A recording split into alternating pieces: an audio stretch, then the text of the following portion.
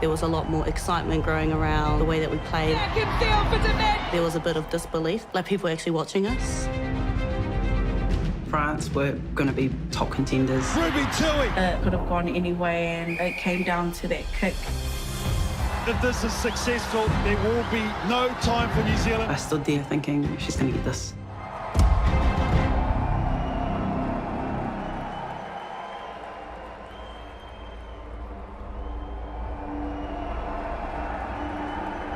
Nearest Williams in at first receiver, and already you see that change of direction, how quick she is. They were just into us, and they were just going width to width, and we kind of didn't know how to handle that in the beginning, and we're a bit shell-shocked. Fredericks, wide ball, Sarita and Holmes. Sarita's powerful, she's fast, she's strong, and she's over. Coxedge for Tui, quick hands to man, but Avania Wong is going to streak in to grab a second for the Wallaroos. Ghosting across Pliate, and the line here's Sarita again, Gian Sarita. For me personally, I think that was probably one of the roughest 40 minutes I've probably ever played. The defence is having to push across, straighten it. We were not playing how we trained, especially defensively. I think that and the occasion probably got the better of us.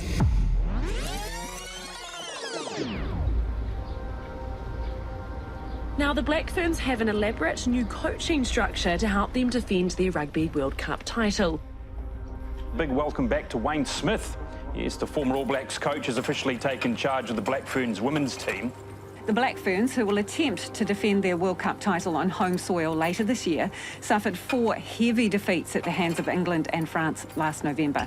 Wayne Smith says the team has some catching up to do. It's a challenge. You know, you're talking about playing against teams, particularly a couple of teams, England and France, who have been professional for quite a while. Smith now has 5 months to prepare the team for the World Cup defence. I think I didn't know what was going on. There was just a lot of change, you know, within our environment.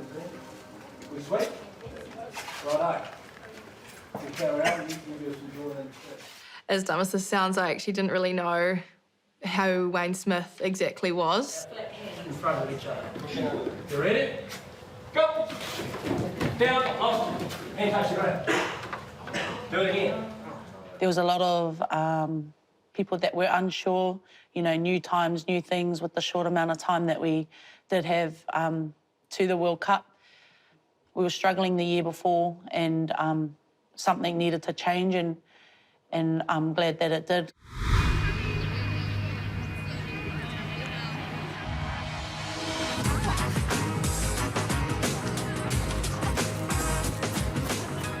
Our first training, we were all really nervous. He's incredible. He has led many teams to victory. So we knew we needed the help, and we knew it was going to be a big challenge for the both of us. Look at some of our jackal technique now, as well as our decision-making around jackling on the fence. There'll be 2 parts of the... Well, I was apprehensive at the start. Most of my apprehension was around, did we have time to develop the skills to play the sort of attacking game that I knew we were going to have to play to be a chance at the World Cup. We're camping too flat, because we're ending up like 10 metres past field tackle. Yes, I had a really disparate group of coaches and staff. I was able to bring Graham Henry, my old mate Ted, into the fold, Mike Cron. So having him come on board and be a mentor and a co-coach, if you like, with Whitney Hanson. Wes Clark was my other co-coach. You can't help but be in awe of those types of top dogs, I guess. We knew those guys were the people to help us get there. You ready? Go! All right, that's it. Go, guys! Good clean out. Women players in New Zealand have always been the most skilled in the world, but talent wasn't going to be enough. We needed to do something different. We needed to develop that talent so it could play the sort of game that we needed it to play.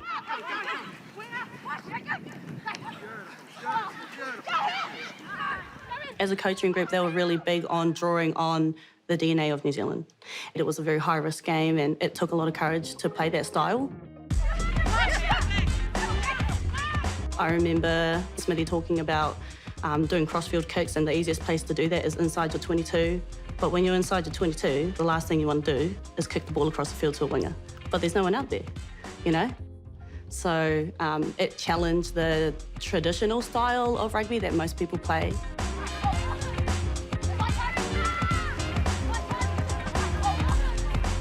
Obviously came off the back of end of year tour and it was quite tough, and you know, a lot of belief within the squad was a bit low. So when the likes of Smithy was able to come in, we started piecing, you know, things together and started feeling that it was possible to win a World Cup at home.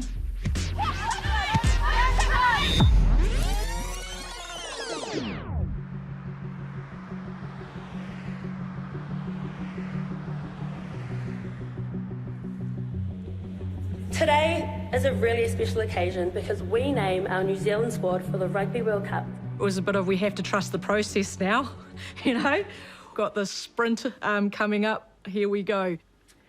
So it is my huge honour, therefore, to announce the Black Ferns team for the Rugby World Cup 2021. The team is Ariana Baila Waikato. Would I have liked things to have been sorted out more than 9 months before a home tournament? Yep, but we're in it now. Nongo Ipolotu, Lemapu, Atai, Sylvia Brunt, Auckland. Then when you saw the names come out and you think, oh, this is a bit of an open audition. We've got a huge change around from who's been on this list on the 2021 tour. Co-captain, Ruahei de Mont, Auckland. Portia Woodman, Northland. Clearly, because our game was based on attack and counter-attack, we needed athletes who were capable of playing that game. And so through that period, some of the greats of our game missed out. Les was an obvious one, great woman, been a great captain. Same with Ella Blackwell. So yeah, they were difficult times. When the team got named, it was a very different looking team from the year before. A lot of experience was missing, and it was just a lot of new faces. My mates that missed out, I've played with them my whole career. It was just a bit of a shock to hear that they weren't in the team. Overall feeling was just mummy for them, really. One of the hardest times in rugby is team naming. We all have been in that spot where we've not made the team, and it sucks. But yeah, the competition for those spots was quite hard out.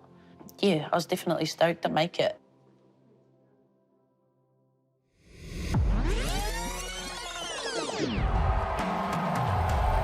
The Black Ferns need some territory if they want to get back in this game. And Tui will fly for New Zealand, but it's knocked off the hand of the New Zealand winger. I wouldn't say that I was worried that they were in front.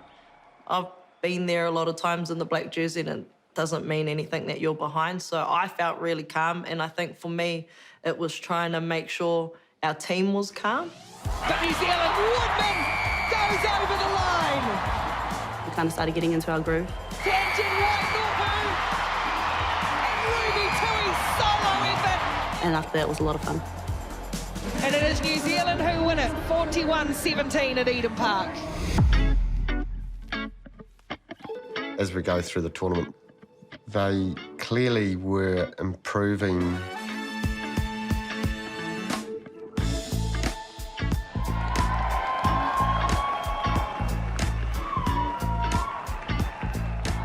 Portia Woodman, her strike rate is absolutely unreal.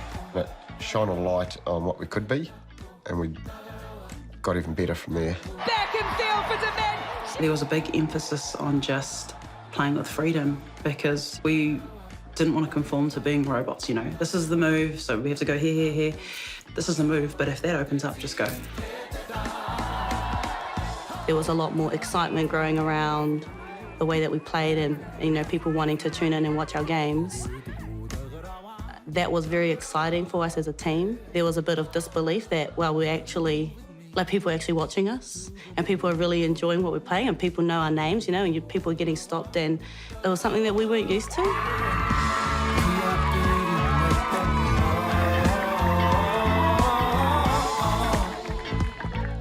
When we would go to training, every single day there were like people with signs just to cheer us on to go to training, like on the bus, and it just grew and grew every single day. our game in Whangarei against Scotland when we came on the bus and we saw the whole bank filled with people, and it was like, they're here for us. Like, it was shocking.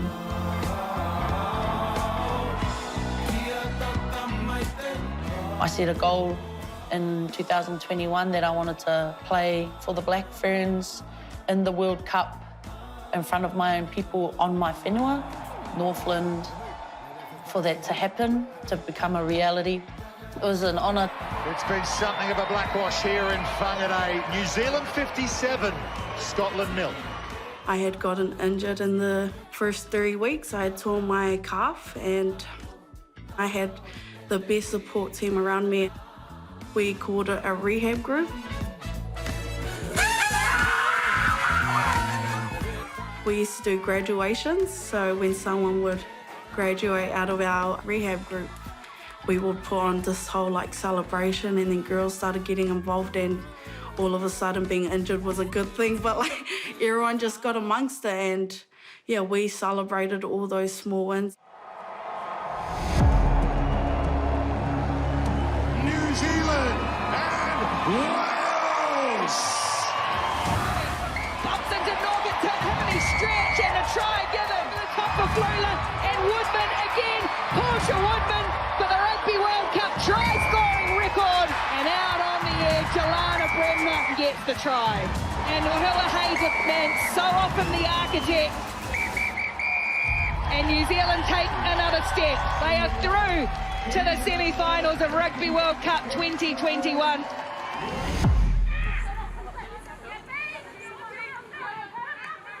Coming to France in the semi-final, that was a tough draw. Probably the second best team in the world to England. To us, it was a massive game, and I wasn't quite sure how we were going to go.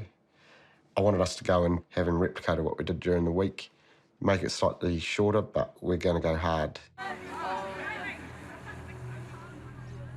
It was definitely nerve-wracking, especially because I'd been in the end of the year tour when we had lost against them, and France are an unpredictable team, and we knew it was going to go either way. That was a massive game for all of us, and it was probably a lot of high tensions that week in training. We knew France were going to be top contenders. We watched all their games and they were fierce in the contact. We just knew we had to front up physically because they were going to be relentless anyway. The French suffered some big injuries early in the World Cup, and they had the return of Roman Menager, who's a really amazing number 8 that we had played. So we knew she was a massive powerhouse. So that was a big person that we were analysing and looking into and looking to shut down.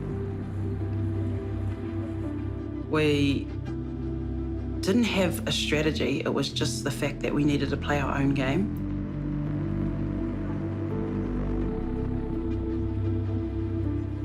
Coming into that French game, I think we started to settle on who our team was now.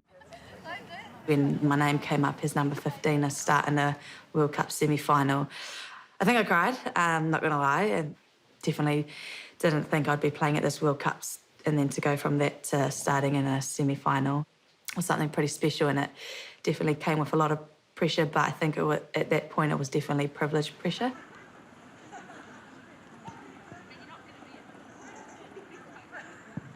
I guess not being named in the 23 for France was tough, and it's tough for anyone who's not named. It's probably the shittiest part about being in the squad. And it wasn't that it was anything to do with my playing ability. It was just that Lee was playing better, and obviously really happy for her because, man, she's an unreal player. The flip side of that would be that you have to really help out the team then, so it's not about you. It becomes about the playing 23s. They were getting tased up by us too on the Thursdays, and, because that was so hard, it made them better. I've looked up to Chum for a while since, I first started playing as a loose forward. She was there for every training with me, every drill. She was there to help me, and that's just a testament to the player that she is and the person that she is. So, yeah.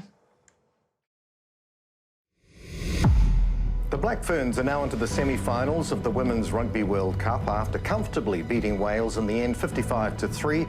Look, and France, they have been tested in this World Cup, so I think it's going to be really difficult for the Black Ferns, who, as you said, haven't really been put under any kind of pressure. They'll be playing France at Eden Park, one of the teams who beat them twice on their end-of-season Northern Hemisphere tour last year. It is going to be, and we've always said it, you know, once we get to the French and the English sides, it's going to be a massive challenge, so up the girls. Make it feel real, being in a semi-final and all, packed room here, a lot more attention. Does it feel real of a World Cup semi-final? Yes, it is very real. Eden Park in a Rugby World Cup semi-final. As I took the field for that French game, I was still quite calm. But I think once I started playing, once we started getting into it, it was very fast. And now we're into the action. That was the game I was the most nervous about. I think that France, because they are French, are so unpredictable. They can be any type of team on the day, and that makes them terrifying. Coxedge will feed the scrum 5 metres out. In fact, they'll get the free kick, and away they go, and off they go to the left. And that big wide ball for Flula. Flula in the corner. It was hectic. It was a lot of running. Yeah, there was a lot of points being scored, and it was quite crazy rugby, but I enjoyed it because, you know, as entertaining as it was for the crowd to watch such a back and forth game, it was quite entertaining as a player. Takes it to the line, puts it to the right foot, and now it's just a straight out sprint. Ruby Tui. When I came off at 60, obviously the game was still really close, and I was a little bit nervous, because I knew I was done. Letty can't quite get there. Great covering tackle. When I had come on the field, my goal was just to give everything that I could. It literally could have gone any way, and it came down to that kick. Crystal Murray, the prop, puts it into touch on the full. 10. Time off. 10 more. So in that moment, I remember there was like a stoppage of play, but then they went back to check something else, and they were checking Santor's tackle. So I went back and spoke to the girls, and I said, we're probably going to get carded here, and it's probably going to be within range. This is going to be a penalty for France in a very kickable position. Santor got the yellow card, which was so unfortunate. I think the first thing we all thought was, we felt sorry for Santor. DLMA points to the post, and Caroline Jouan will step up as she has done time and time again for her team. And I was sitting there this is moments as kickers we prepare for. It's either obviously going to go one way or the other. I've never felt so ill in my life. So if this is successful, there will be no time for New Zealand. And as we were talking, thinking about that, she kicked it. She kicked it so fast. And I don't think I had ever prayed so hard. 9 times out of 10, she gets that kick. I stood there just watching her, thinking, she's going to get this.